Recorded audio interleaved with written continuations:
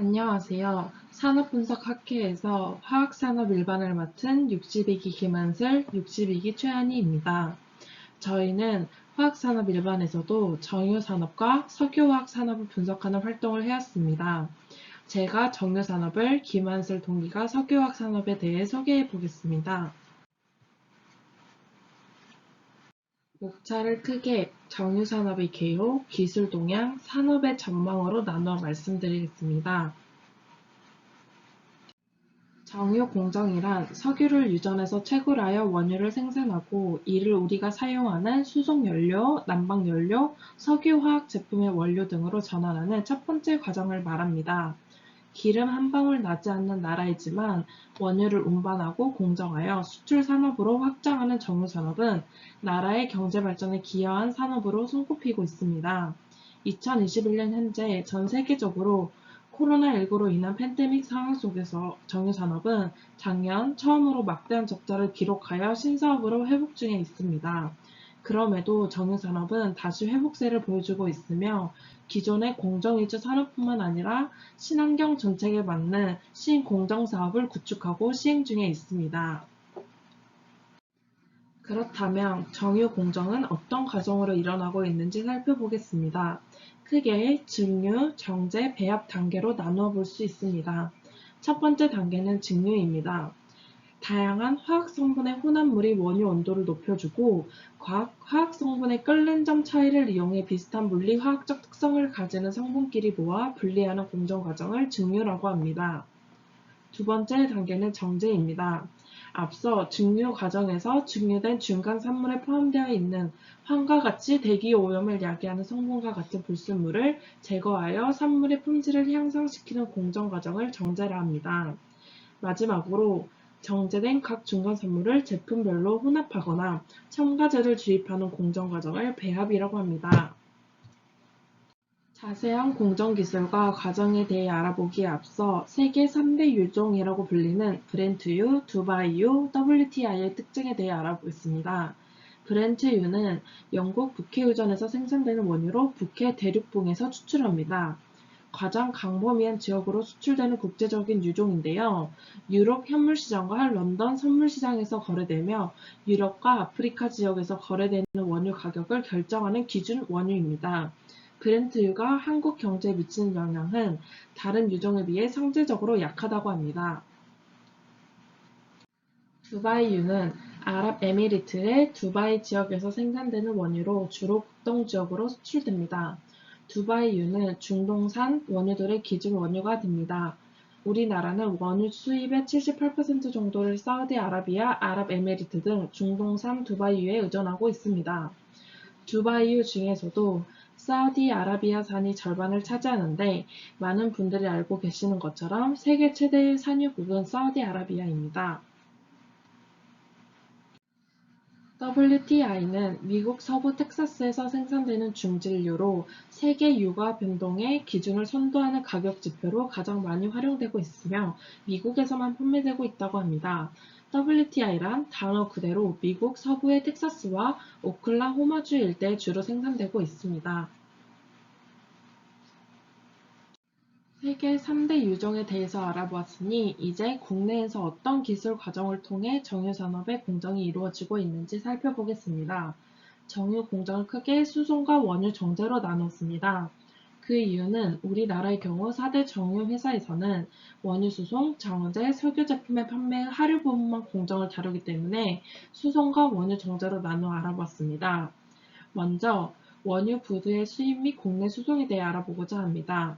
대한민국은 국내에서 단 한 방울의 석유도 생산되지 않아 전부 수입합니다. 63빌딩의 1.5배 길이의 선체를 가진 극초대형 유조선 ULCC가 전체 국민이 단 하루 사용하는 양의 기름을 수입해오며 이는 세계 5위의 수입 규모입니다. 80% 이상을 중동에서 수입하며 유조선으로 수입해옵니다. 국내 수송수단으로는 해상수송이 가장 큰 비중을 차지하고 있는데 이는 삼면이 바다에 둘러싸여 있고 정유 공장이 모두 해안 지역에 위치하고 있으며 대량 원거리 수송 시 해상수송비가 가장 저렴하기 때문이라고 합니다. 정유 공장 앞바다에 도착한 원유는 하역 시설을 거쳐 원유 저장 탱크로 옮겨집니다. 여기서 하역이란 화물 수소 과정에서 화물을 싣고 내리는 운반 활동을 말하는데 이 과정에서 SPM 또는 ZT라는 설비를 이용합니다.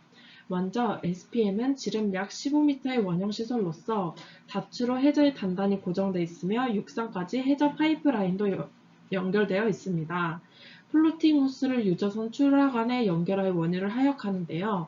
SPM이 해상에 떠 있는 것과 달리 제티는 부두에 설치된 구조물로서 유조선이 접안하여 원유를 직접 육상으로 하역할 수 있도록 해줍니다. 제티에는 저장 탱크까지 이어지는 파이프라인과 접안 시설 등으로 이루어져 있습니다. BLCC급 유조선으로부터 원유 약 180만 배럴을 하역하는 데에는 약 2, 3일 정도 소요된다고 합니다.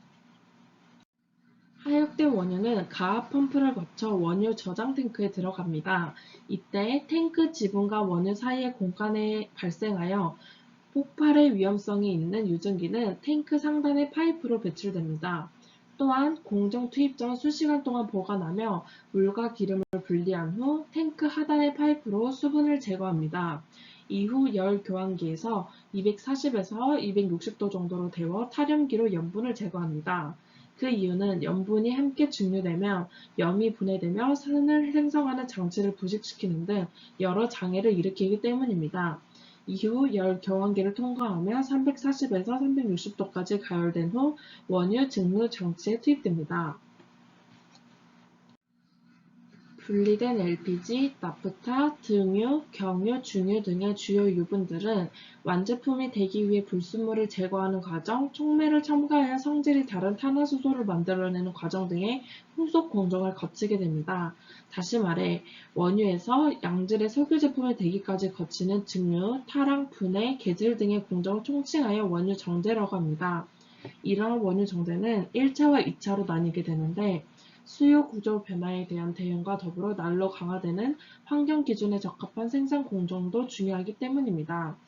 1차 정제시설은 기존의 단순 정제시설을 2차 정제시설은 중증진료 분해시설 및 탈항시설 등 환경 기준에 적합한 제품 생산을 위한 설비를 말합니다. 고도화 시설이라고도 부르며 1차 정제시설인 단순 정제시설에 비해 4배에 달하는 막대한 비용이 소요됩니다. 각각 대표적인 두 가지 공정법을 보고자 합니다. 1차 정제시설에서 상압증류 공정에 대해 알아보고자 합니다. 원유가 처음으로 투입되는 원유 증류 공정으로 대기압 정도의 상압에서 원유를 증류하므로 상압증류를 합니다. 정유 공정 중 가장 중요하고 기본이 되는 공정으로 증류의 원리에 의해 원유를 가열하고 냉각 및 응축의 물리적 변화 과정을 통해 일정한 비점을 가진 석유 유분을 분리시키는 공정입니다.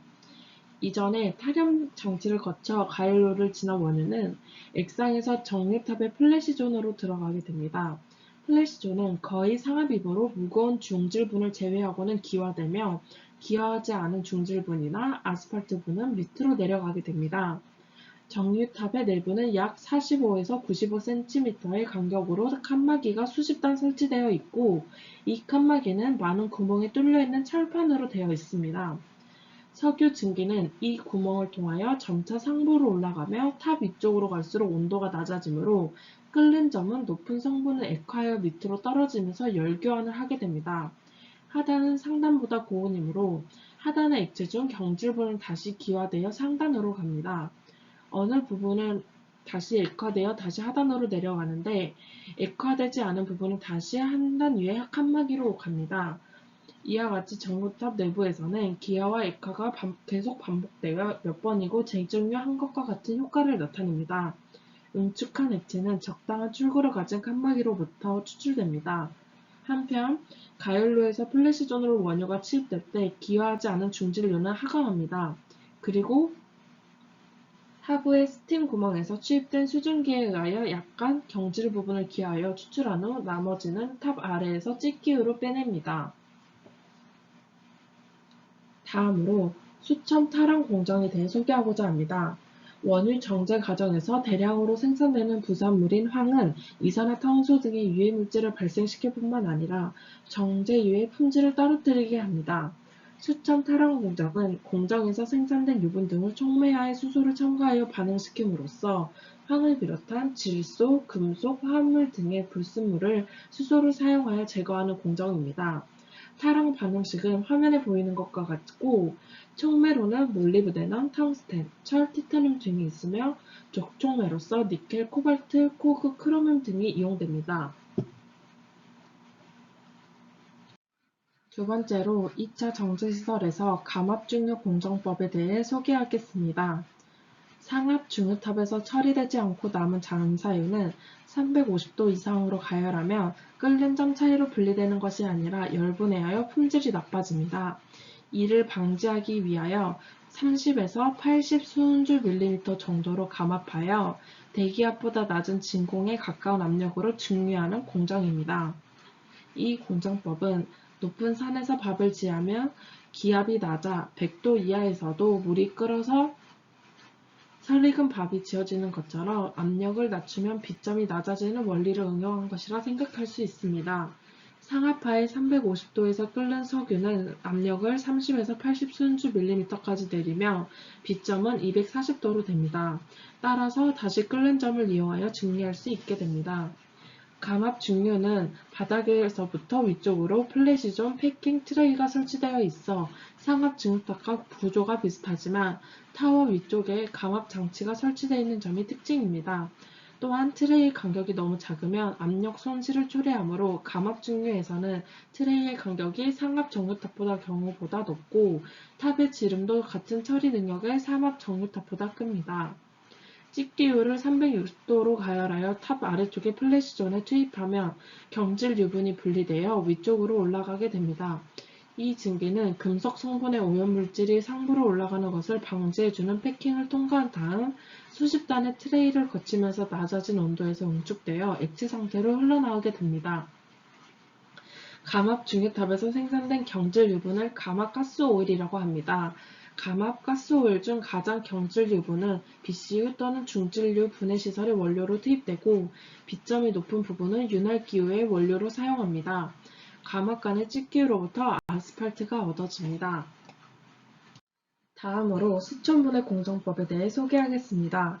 감압 중유탑에서 생산된 부하 가치가 낮은 중질유를 분해하여 등유, 경유, LPG, 납사 등의 양질의 경질유를 생산하는 공정입니다.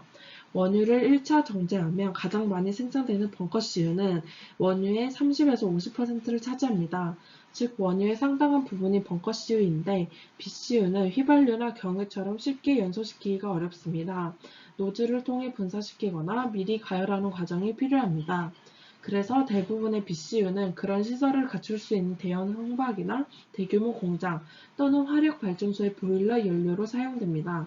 또한 연소 과정에서 심한 매연을 발생시키기 쉽고 오염물질도 포함되어 있습니다. 따라서 BCU는 연소시키거나 환경오염을 해결하기 위한 비용이 많이 필요합니다. 이는 BCU의 가격이 휘발유나 경유에 비해 월등히 낮은 이유이기도 합니다.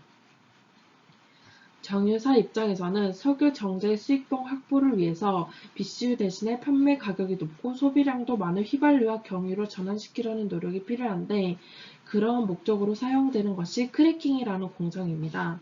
크래킹은 BCU에 들어있는 길고 큰 탄화수소 분자들을 크기가 작은 탄화수소로 잘라내는 공정입니다.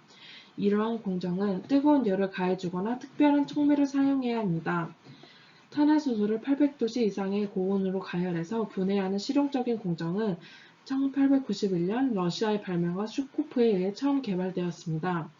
열분해 방법을 사용하면 에틸렌처럼 이중결합이 들어있는 불포화 탄화수소가 많이 만들어지는데요. 하지만 불포화 탄화수소는 연료 탱크 및 공급 라인의 고체 침전이 발생하기 때문에 자동차용 휘발유로 바람직하지 않습니다. 휘발유를 많이 생산하려면 열분해 과정에서 수소기체를 불어넣어주는 수소 열분해 공정을 사용해야 합니다. 현대의 정유 공장에서는 대부분 알루미늄이나 또는 제올라이트와 같은 촉매를 사용하는 촉매 크래킹 방법을 사용합니다. 뜨겁게 가열한 탄화수소를 고온 분말로 만든 촉매와 함께 섞어주면 분자들이 잘라져서 휘발유나 LPG와 같은 성분이 생산됩니다. 최근에는 촉매 성능이 훨씬 뛰어난 제올라이트를 이용하는 방법이 주로 사용되는데요. 미리 가열한 BCU 성분을 600도씨 이상으로 가열한 제올라이트 촉매와 접촉시키면 기체 상대로 증발하면서 휘발유, 경유, LPG 성분으로 분해가 됩니다. 촉매의 성능을 유지하려면 상당한 수준의 공학적 설계 능력이 필요합니다. 수천 분의 공정은 대표적인 중질 유분의 공정으로 경유의 수율이 높으며 별도의 탈원 처리가 불필요한 장점이 있습니다. 비슷한 기능을 하는 유동상 접촉 분해는 휘발유의 수율이 높습니다. 현재 수준의 기술 동향이 원유 정제 과정에 대해 알아보았으니 이젠 선행 연구 수준의 기술 동향에 대해 알아보겠습니다. 국내 정유사들이 원유에서 휘발유 등 수송 원료보다 석유화학 물질을 더 많이 뽑아내는 COTC 기술을 도입을 추진하고 있습니다. 급속한 에너지 전환 정책에 따라 화석연료 중심의 운송체계가 전기, 수소 등 대체에너지 중심으로 재편되고 있기 때문인데요. 석유화학 제품 수요가 꾸준히 증가하는 경향도 COTC 도입에 영향을 주고 있습니다. COTC 설비는 궁극적으로 정유, 석유화학 플랜트를 하나로 통합해 석유화학 제품 생산 비중을 최소화하는 한편 석유화학 제품 생산 규모를 최대화한 설비입니다.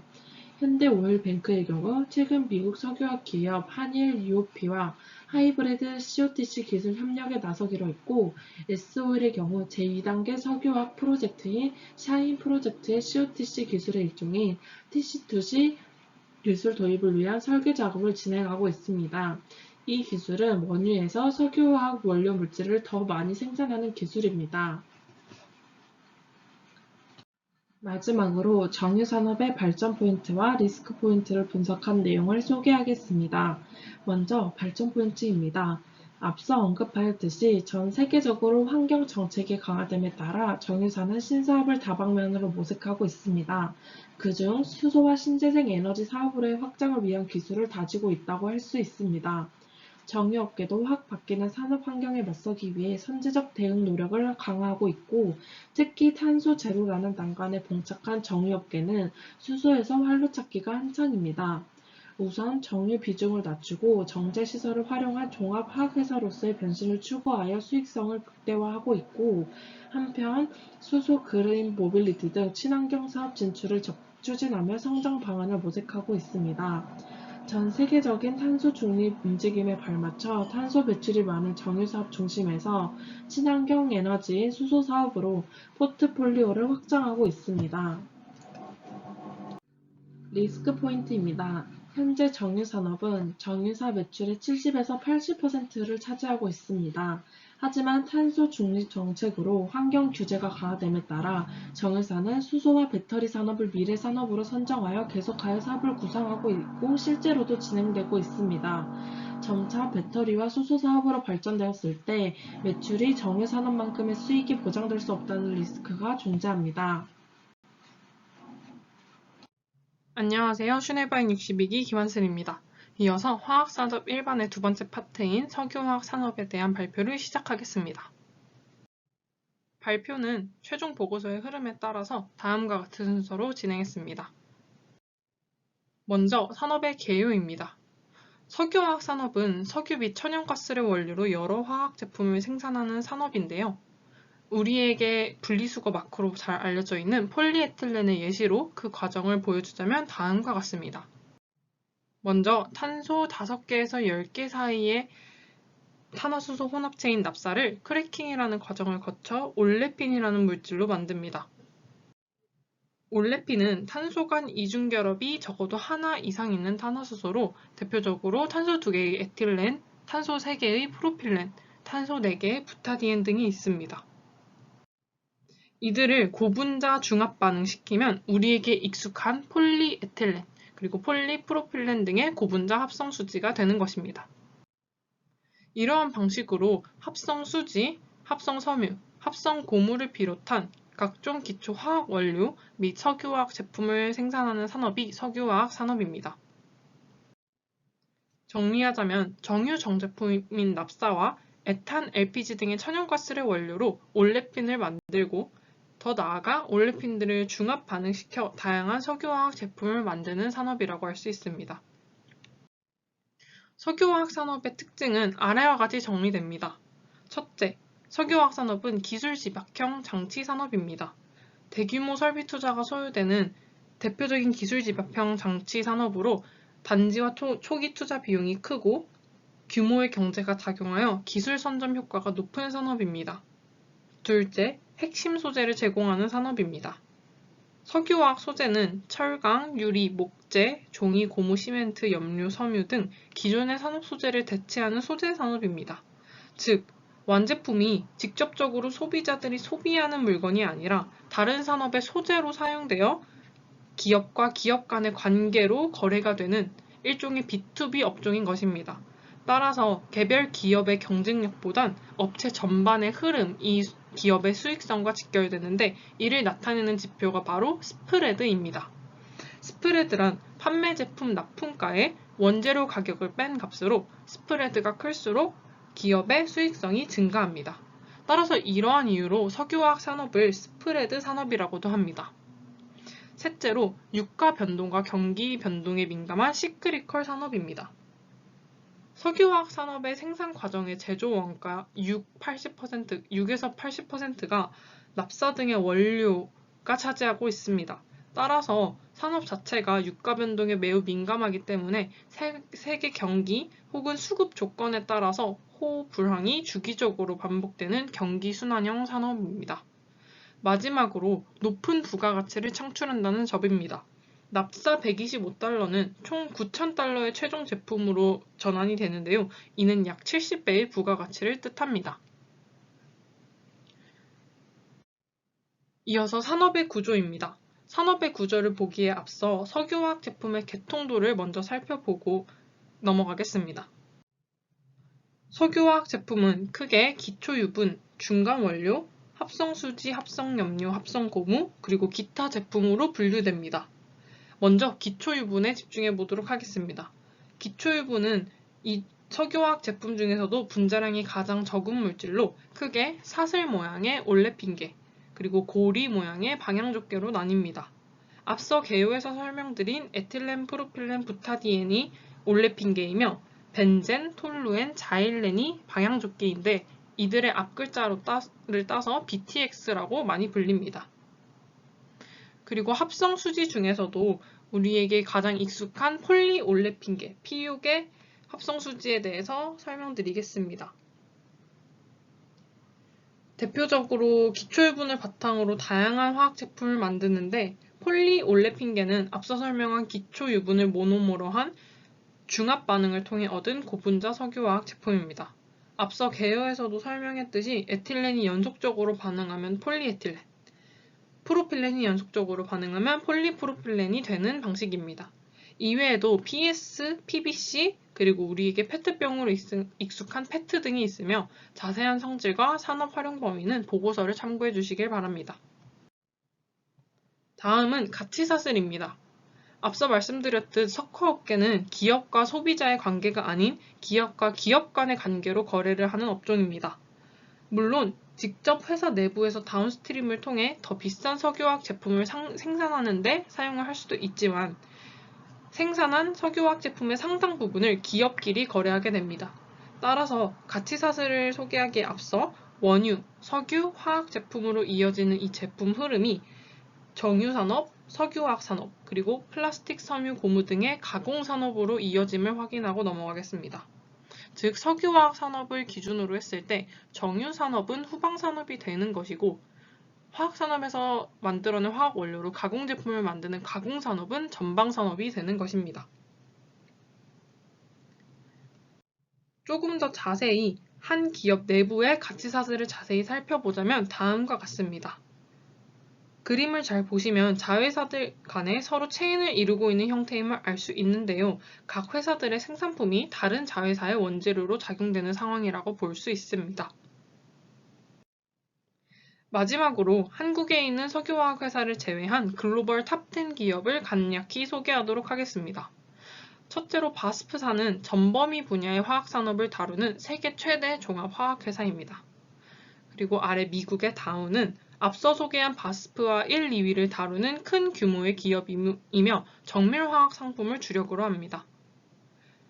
그 다음 사우디의 사빅은 세계 10대 석화업체 중 하나로 폴리머 분야에서 세계 선두 기업입니다. 그리고 대만의 포모사 플라스틱스는 다른 제품의 원재료로 판매가 되는 석유화학 기초 원료를 집중적으로 판매하는 기업입니다. 그리고 미국의 엑손 모빌은 거대 정유 기업 중 하나로 이산화탄소 포집 및 저장 분야에서 두각을 나타내고 있습니다. 마지막으로 일본의 미쓰비시 케미칼은 정유를 원료로 한 소재 혹은 기능성 제품 등 다양한 사업 분야를 가진 화학회사입니다. 이외에도 영국의 이네오스, 중국의 시노펙, 미국의 라이온델 바젤과 린드 등이 있습니다. 다음은 석유화학 산업의 기술 동향, 즉 현재 석유화학 산업의 공정법에 대해 소개하도록 하겠습니다. 앞서 소개드린 이 석유화학 제품 개통도를 자세히 들여다보면 앞서 말씀드린 6가지의 기초 유분이 납사 크래커라는 장치에서 나옴을 볼 수 있는데요. 이 납사 크래커가 의미하는 것이 바로 NCC 공정입니다. NCC 공정은 말 그대로 납사를 분해하는 설비입니다.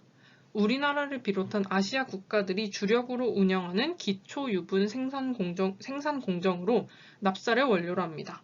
따라서 국제유가 추이에 따라서 원가 경쟁력이 크게 영향을 받는데 최근에는 코로나의 여파로 국제유가가 급락하며 상대적으로 높은 원가 경쟁력을 보이고 있습니다. 올레핀 계열 제품뿐만 아니라 방향족 제품도 동시에 생산할 수 있다는 것이 가장 큰 특징이자 장점입니다. 이러한 NCC 공정은 크게 4단계로 진행됩니다. 분해 공정은 납사를 이중결합을 갖고 있는 알켄 화합물로 전환하는 공정입니다. 일반적으로 크래킹이라고 많이 부르며 사진처럼 열분해를 이르는 말이지만 오늘날에는 사실 2가지 양식의 분해 공정이 이루어지고 있습니다. 바로 열분해와 접촉분해인데요. 조금 더 자세히 알아보도록 하겠습니다. 열분해는 유기화학에선 파이롤라이시스라고 불리며 수증기를 이용하여 열을 전달한다는 점에서 스팀 크래킹이라고도 불립니다. 1000도씨의 높은 온도에서 나프타를 열분해해서 탄화수소로 전환하는 공정이며 라디칼 메커니즘을 따릅니다. 라디칼 메커니즘의 진행 방식은 다음과 같고 이 열분해를 통해서 만들어질 수 있는 최소 단위는 에틸렌입니다.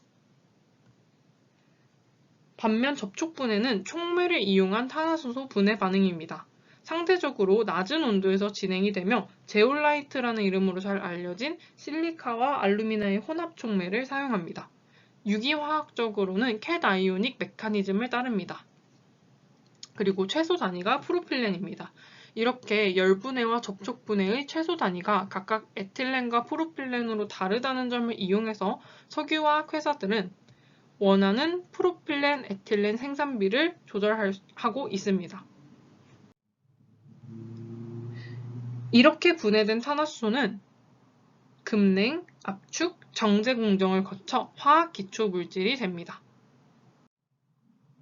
이렇게 크래킹을 통해서 납사는 사슬 모양의 탄화수소, 즉 올레핀계 기초유분으로 전환됩니다. 하지만 나머지 이 3가지 기초유분인 벤젠, 톨루엔, 자일렌은 이 납사 크래커에서 한 단계 더 나아가야 하는데요. 이 나머지 3가지 기초유분인 BTX를 생산하는 설비를 BTX 플랜트라고 합니다. 그리고 이 BTX 설비의 핵심은 바로 개질 또는 리포밍이라고 하는 공정입니다. 이 접촉 개질은 말 그대로 또다시 촉매를 사용하는 공정인데요. 이 접촉 개질이라는 공정을 통해서 방금 말씀드린 벤젠, 톨루엔, 자일렌 등이 생산됩니다. 이외에도 3가지 개질을 더 추가로 설명을 드리겠습니다. 알킬화는 유기화합물에 알킬기를 도입하는 반응을 말하는데 석유화학에서는 탄소수가 적은 물질로 탄소수가 높은 물질을 만드는 것입니다. 왜냐하면 부가가치가 더 높아지기 때문인데요. 일반적으로 가솔린 범위의 탄화수소로 전환하는 기술이라고 합니다. 이를 통해서 옥탄가를 상승을 시키면 더 비싼 제품을 팔 수 있는 것입니다. 두 번째로 중합 반응은 중합체 원료가 되는 단위체를 결합하여 분자량이 더 큰 화합물, 즉 폴리머를 생산하는 반응을 말합니다. 앞서 개요와 중간중간에 설명드렸던 폴리에틸렌, 폴리프로필렌 등의 피우계 올레핀, 합성수지를 만들 때 사용하는 반응이라고 볼 수 있습니다. 마지막으로 이성채화는 일반적인 탄화수소에 촉매를 사용하여서 가지 달린 탄화수소로 전환하는 반응을 말합니다. 이는 직쇠 탄화수소, 즉 스트레이트 체인보다 가지가 달려있는 측쇠 탄화수소, 즉 브랜치드 체인 탄화수소가 옥탄가가 더 높고 연료로서 더 비싼 고급 연료로 팔리기 때문입니다. 마지막으로 앞서 길게 설명드렸던 NCC 공정 이외에도 ECC 공정과 CTO 공정으로도 에틸렌을 생산하기도 합니다. ECC 공정은 에탄 분해 설비로 셰일가스, 즉 퇴저감 지층이 셰일층에 매장되어 있는 천연가스를 이용하여 기초유분을 생성하는 공정입니다. 셰일가스가 2000년대부터 본격적으로 개발되며 주목을 받았고 미국에서 주로 사용되는 공정법입니다. 최근에는 저유가가 지속되고 에탄 가격이 오르면서 NCC와의 원가 경쟁력 차이가 좁혀지는 추세입니다. 그 다음으로 CTO 공정은 석탄 분해 설비로 석탄을 가스화하고 합성가스로 만든 후 메탄올로 전환한 다음에 올레핀을 생산하는 공정입니다. 석탄이 원가 경쟁력 측면에서 매우 유리하지만 공정에 물이 많이 사용이 된다는 점, 그리고 온실가스를 대량 배출한다는 점에서 환경오염 문제가 발생합니다. 이에 따라서 풍부한 석탄 자원을 갖고 있으면서도 비교적 환경 규제가 심하지 않은 중국에서 주로 사용됩니다. 마지막으로 간략하게 석유화학 산업과 관련된 최신 동향 및 관련 이슈와 함께 산업의 장단기적 발전 포인트와 리스크 포인트를 소개하고 발표를 마치도록 하겠습니다. 석유화학의 산업의 단기 발전 포인트로는 먼저 경량화를 위한 슈퍼 엔지니어 플라스틱의 수요 증가입니다. 친환경 전기차의 수요가 증가를 하면서 이 차량의 경량화를 위한 화학 소재의 수요가 폭발적으로 증가하고 있는데요. 이에 따라서 우수한 특성을 가진 고분자 소재에 대한 수요가 증가하고 있습니다. 두 번째로 코로나19로 의료용 장갑의 수요가 급증하며 MB 라텍스 등의 합성 고무 시장에 호황을 이루고 있다는 점입니다. 대표적인 예로 금호석유 화학이 매우 큰 실적을 이번에 냈다는 것을 알 수 있습니다.